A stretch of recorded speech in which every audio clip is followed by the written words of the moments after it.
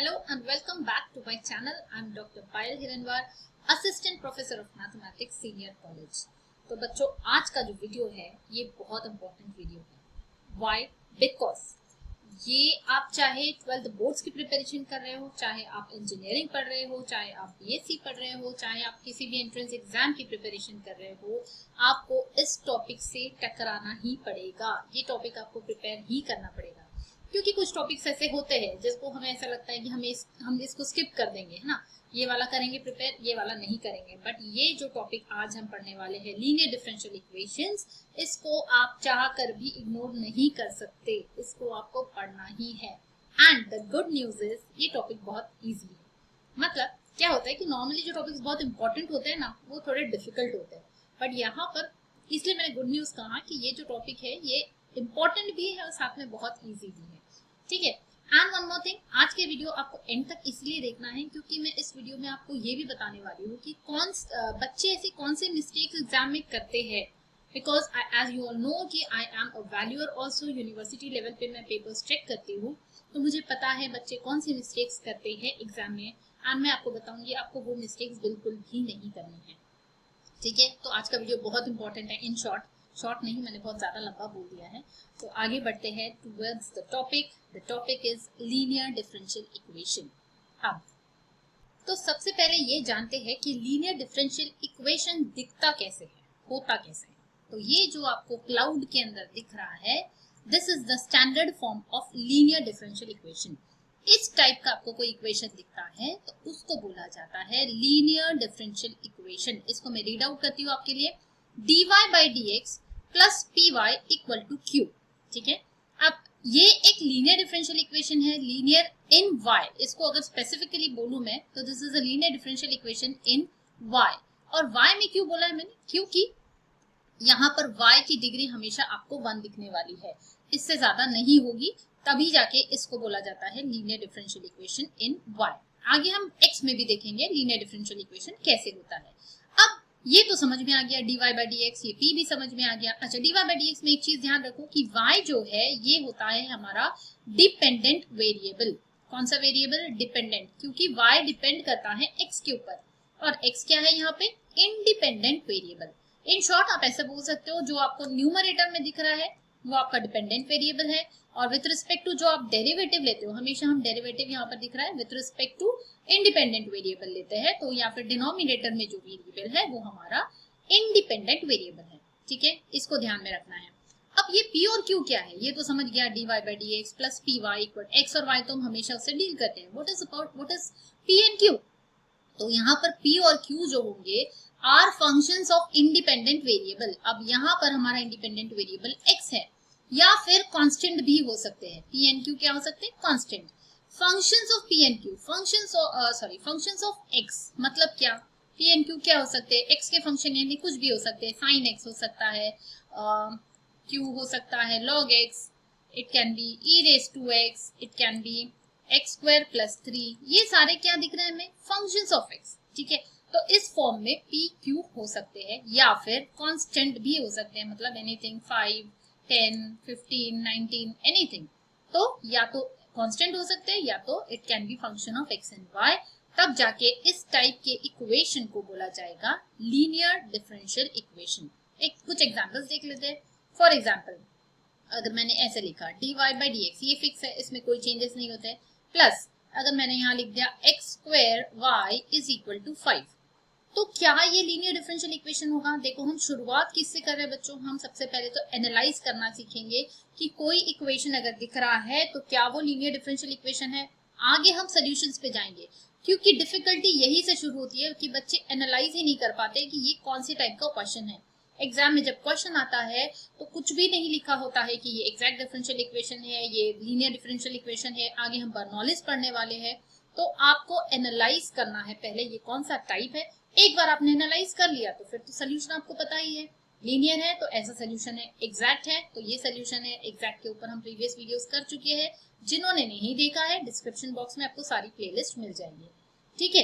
तो आते हैं लीनियर के ऊपर. सबसे पहले एनालाइज करके देखते हैं. पहले तो इसको कंपेयर करके देखो. dy by dx plus py equal to q के साथ अगर हमने कंपेयर किया तो जो भी टर्म y के साथ में होती है y को छोड़ के बची हुई जो भी टर्म होती है वो हो जाता है हमारा p, एंड जो भी राइट हैंड साइड में होता है वो हो जाता है हमारा q। तो चेक करो क्या ये सेटिस्फाई कर रहा है वो क्राइटेरिया कि p and q are functions of या तो x होना चाहिए या तो कांस्टेंट होना चाहिए। देखो ये कांस्टेंट है, चलता है, एंड ये क्या दिख रहा है x स्क्वायर, मतलब it is a function of x, तो ये भी चलता है। तो yes, this is a linear differential equation, जिसको शॉर्ट में हम लिखते हैं LDE, लीनियर डिफरेंशियल इक्वेशन। ये एक स्टैंडर्ड फॉर्म है। ठीक है, आगे हम देखेंगे कि उसका सोल्यूशन कैसे निकाला जाता है। पहले तो एनालाइज कर लेते हैं और कुछ एग्जांपल्स देख लेते हैं। सपोज मैंने लिख दिया dy by dx plus log x into y square equal to 13। ठीक है, तो मैंने बोला है आपको सबसे पहले कंपेयर करके देखो गिवन इक्वेशन के साथ। ठीक है, गिवन मतलब स्टैंडर्ड इक्वेशन, ये जो dy by dx है plus py equal to q, इसके साथ कंपेयर करके देखते हैं। देखो पहली टर्म तो ठीक है dy by dx, दूसरी टर्म क्या है y के साथ में जो टर्म होती है। अब यहाँ देखो गड़बड़ क्या है, यहाँ पर y नहीं है, इट इज y स्क्वायर।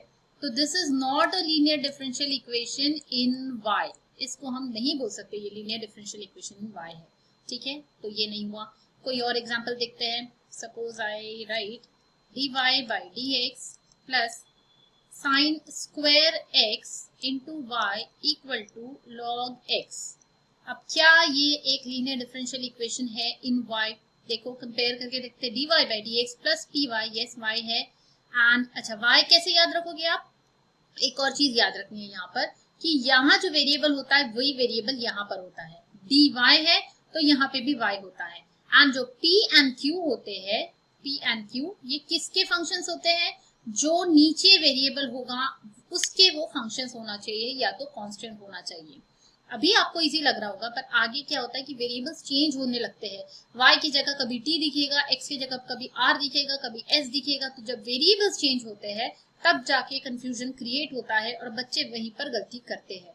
इसीलिए मैं आपको बोल रही हूँ कि आपको पोजीशन से आप लोग याद रखोगे। कैसे याद रखोगे?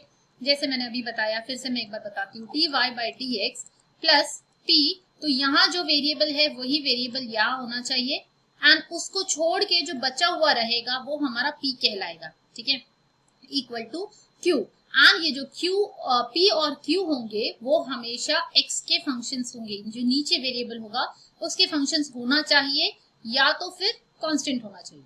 ठीक है, तो अब यहाँ चेक करते हैं। ये देखो ऊपर जो वेरिएबल है वही वेरिएबल यहाँ पे है, काम जम गया। देन नेक्स्ट, अब p और q क्या होगी? y को छोड़ के या जो भी दिख रहा है दैट इज योर p। ठीक है, and this is your q। Check करो p और q फंक्शंस ऑफ x है क्या या कांस्टेंट है क्या? बिल्कुल है। तो yes, this is a linear differential equation in y। ठीक है, अब ये वाला एग्जांपल देखो, यहाँ पर dy by dx plus something into y equal to something दिया हुआ है। क्या ये लीनियर डिफरेंशियल इक्वेशन है? चेक करके देखते हैं। यहाँ पर ये जो टर्म हो जाएगी ये हो जाएगी हमारी p एंड ये हो जाएगा q। अब कई बार बच्चे कंफ्यूज हो जाते हैं, मैम यहाँ पे q तो जीरो हो गया, तो क्या ये लीनियर डिफरेंशियल इक्वेशन होगा? बिल्कुल होगा।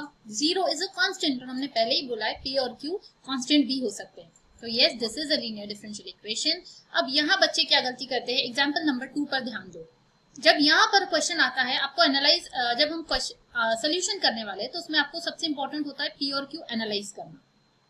तो पूछा जाता है कि यहाँ पर p क्या है, तो मैंने आपको बताया है कि y को छोड़ के जो भी टर्म होती है वो हमारा p होता है। तो यहाँ पर बच्चे लिख देते हैं p is 2x and q is log x। तो यहाँ क्या गलती हुई? ये करेक्ट नहीं है। p एंड q एनालाइज करने से पहले आपको इसको स्टैंडर्ड फॉर्म में लिखना है, और स्टैंडर्ड फॉर्म क्या होता है कि dy by dx का कोएफिशिएंट 1 होना चाहिए। जब तक वो 1 नहीं होगा it is not in standard form, right. तो हम अब क्या करेंगे? पहले तो इसको डिवाइड करेंगे, डिवाइड बाय x क्यूब, ताकि वो स्टैंडर्ड फॉर्म में आ जाए। तो डिवाइड करने के बाद क्या मिलेगा हमें? dy by dx प्लस, और हमेशा x की टर्म को अलग लिखोगे, y की टर्म को अलग लिखोगे, y के नीचे x को नहीं लिखोगे आप। दैट मीन्स हमें क्या करना है? y को अलग लिखो। अब यहाँ पर 2x था, 2x अपॉन x क्यूब, ठीक है, क्योंकि हमने x क्यूब से डिवाइड किया है, is equal to log x upon x cube. अब ये आया हमारा standard form, and now this is your p and this is your q। अगर आप p और q को सही से एनालाइज करोगे तभी आपका सोल्यूशन करेक्ट आने वाला है। ठीक है, तो अब I think the idea is completely clear. और एक जो टाइप होता है बच्चों, तो उसमें क्या हो जाता है कि ये उल्टा होता है। In that case it becomes dx by dy, ठीक है। अगर कोई एग्जांपल्स ऐसे होते हैं जो लीनियर इन x होते हैं, लीनियर इन y नहीं होते हैं, तो इन दैट केस कैसे होगा, यहाँ पे जो वेरिएबल यहाँ होता है वही वेरिएबल यहाँ होता है, तो that is py equal to q। And जैसे मैंने आपको बताया था, आपको समझ में आ गया होगा कि अब p एंड q यहाँ पर किसके फंक्शंस होंगे, p एंड q किसके फंक्शन होना चाहिए, जो डिनोमिनेटर में होता है। That means in this case p and q will be functions of y, ठीक है। तो ये एक और स्टैंडर्ड फॉर्म है लीनियर डिफरेंशियल इक्वेशन का, बट इसको हम क्या बोलते हैं, लीनियर इन x।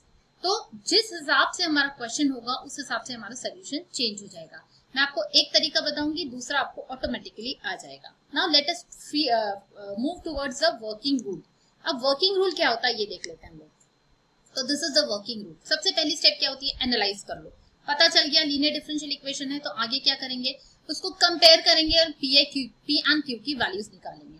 पी क्यू की वैल्यूज निकालने के बाद में देखो सोल्यूशन क्या होता है। पहले मैं थर्ड स्टेप पे आपको दिखा रही हूँ, ध्यान दो। स्टेप नंबर 3 ये होता है सोल्यूशन। ये जो बॉक्स में दिख रहा है, this is a solution of linear differential equation. ये है स्टैंडर्ड सोल्यूशन। इसको कोई बुक्स में आपको कंप्लीट सोल्यूशन के नाम से दिखेगा, कुछ बुक्स में आपको जनरल सोल्यूशन के नाम से दिखेगा। तो ये है सोल्यूशन। पर सोल्यूशन में एक चीज दिख रही है आपको, I F. Now what is I F, इसको बोला जाता है इंटीग्रेटिंग फैक्टर। इसका नाम है इंटीग्रेटिंग फैक्टर। तो बिकॉज आपको यहाँ पे इंटीग्रेटिंग फैक्टर की जरूरत पड़ने वाली है, इसलिए हम स्टेप 2 में पहले इसको निकाल के रख लेंगे, ठीक है। तो कमिंग बैक टू स्टेप 2, पहले हम पी एंड क्यू एनालाइज करेंगे। जैसे ही आपको पी पता चल जाता है तो आपको आसानी जाती है इंटीग्रेटिंग फैक्टर निकालने में। सो इंटीग्रेटिंग फैक्टर हम निकालेंगे which is e raise to power integration p dx, ठीक है। उसके बाद थर्ड स्टेप में हमें सोल्यूशन मिल जाएगा। y तो y ही रहेगा, इसमें कुछ नहीं करना है। इंटीग्रेटिंग फैक्टर की जगह स्टेप 2 में जो वैल्यू मिली है वो पुट करेंगे। q हमने पहले ही एनालाइज किया था, हमारे पास है। एंड ये इंटीग्रेशन सॉल्व करने के बाद you will get the final answer, ठीक है। अब इससे रिलेटेड जो एग्जाम्पल्स है ना, तो वो हम नेक्स्ट वीडियो में करेंगे, because it is not possible to complete in this video. But एक बहुत इंपॉर्टेंट ट्रिक बता रही हूँ आपको, उसको ध्यान दो। आपको जैसे कि आप अगर बीएससी के स्टूडेंट्स हो या इंजीनियरिंग के स्टूडेंट्स हो, तो डेफिनेटली एक क्वेश्चन इसके ऊपर आता है, ठीक है। तो आप क्या करोगे कि जैसे ही आपको आंसर शीट मिलती है, या तो मार्जिन में या तो लास्ट पेज पे, आप ये फॉर्मूला लिख के रख लोगे। कौन सा फॉर्मूला, कि dy बाई dx, ये जो वर्किंग रूल है, या तो आप ये दोनों चीजें लिख लो सिर्फ, ठीक है। क्यों लिखना है, बिकॉज क्वेश्चन इस टॉपिक पे जरूर आएगा, लेकिन वेरिएबल्स कई बार चेंज हो जाते हैं, तो उस कारण से बच्चे गलती करते हैं एग्जाम में। कहाँ पर y लिखना है, कहाँ x लिखना है, कहाँ p लिखना है, सब कुछ कंफ्यूजन क्रिएट हो जाता है। तो आप क्या करोगे, अगर आपने ये लिख के रख दिया 3 स्टेप्स, ठीक है, dy बाई dx वाले फॉर्मूले से अगर आपने 3 स्टेप्स लिख के रख दी, तो अगर मैंने आपको क्वेश्चन दे दिया इस फॉर्म का, dr by ds plus suppose मैंने यहाँ k ले लिया या कोई भी नंबर ले लिया, into s is equal to suppose r, ठीक है। तो अब आपको क्या करना है, आपको सिर्फ ये देखना है कि your y will be replaced by r। आपका जो जो फॉर्मूला होगा उसमें y की जगह आपको r रिप्लेस करना है, s की जगह आपको x डालना है, एंड p एंड q की वैल्यूज की जगह यहाँ k एंड r है, ठीक है। अगर एक फॉर्मूला आपके पास है तो अकॉर्डिंगली आप कोई भी वेरिएबल्स के लिए उसको सिर्फ रिप्लेस करना है। जैसे आपको पता है इस फॉर्मूले में क्या चेंज हो जाएगा, यहाँ पर आ जाएगा s। अगर ये क्वेश्चन मैं आपको दे रही हूँ, यहाँ क्या आएगा, y नहीं आएगा। बच्चों को हैबिट हो जाती है y into integrating factor, y into integrating factor. तो सोल्यूशन लिखने के टाइम पर मैं आपको बता रही हूँ, आप भी ये गलती करोगे अगर ध्यान नहीं दिया तो। जैसे ही सोल्यूशन लिखने की बारी आती है तो सीधा लिख देते y इंटू इंटीग्रेटिंग फैक्टर। अरे बच्चों देखो तो यहाँ वेरिएबल कौन सा है, यहाँ पर y नहीं है, यहाँ पर r है। तो r into integrating factor is equal to आगे का फॉर्मूला, ठीक है। आगे और वीडियोस करने वाले हैं जिसमें मैं आपको और बताऊंगी कि कौन सी गलतियां बच्चे करते हैं जो आपको नहीं करनी है, एंड एग्जांपल्स हम सॉल्व करेंगे जिससे पूरी आइडिया क्लियर हो जाएगी। ओके, एंड स्क्रीन पे आपको नेक्स्ट वीडियो की लिंक मिल जाएगी, तो डोंट मिस दैट वीडियो, क्योंकि उसमें हम एग्जांपल सॉल्व करने वाले हैं। तो मिलते हैं नेक्स्ट वीडियो में, और हाँ, कमेंट करके जरूर बताना वीडियो कैसे लगा। पसंद आया होगा तो लाइक करना है, पसंद नहीं आया होगा तो बिल्कुल भी लाइक मत करना, और तो भी कमेंट करके बता सकते हो। एंड चैनल को सब्सक्राइब नहीं किया होगा तो कर लेना। मिलते हैं नेक्स्ट वीडियो में।